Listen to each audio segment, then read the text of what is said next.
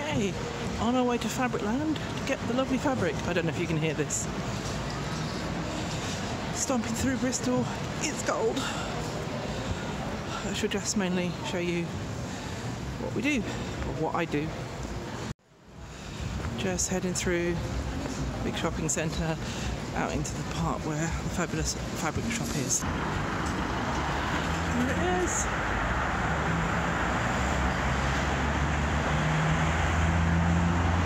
Bristol's equivalent of the Fabric District.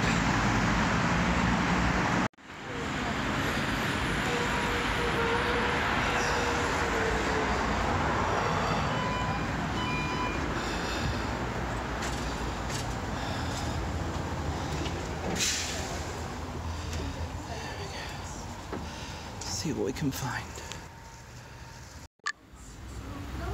Very sparkly things, but that's not what we need today. So, ooh, mermaid.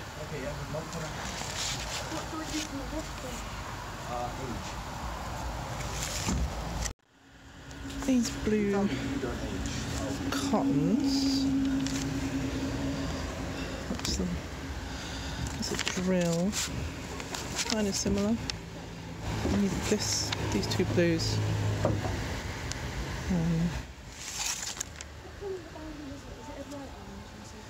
I think though it's going to be these.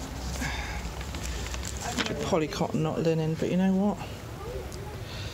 Nobody cares. Well, obviously lots of people care, but it's for fancy dress one shot.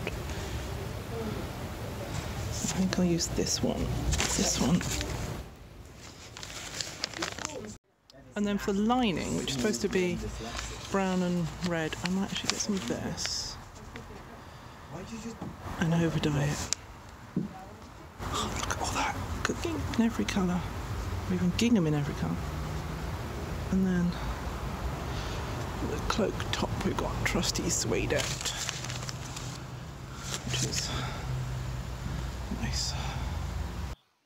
Just before I made a final decision, I thought to have a quick check of the movie character, and I realised that his tunic was a lot darker than the one on the front of the pattern, so eventually I went for a slightly different shade of cotton fabric. So we got suede for the cloak, cottons for the tunics, darker one underneath, interfacing, leatherette, felt,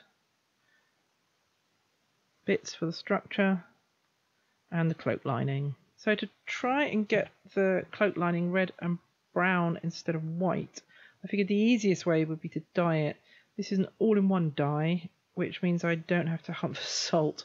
Hopefully it will do the trick.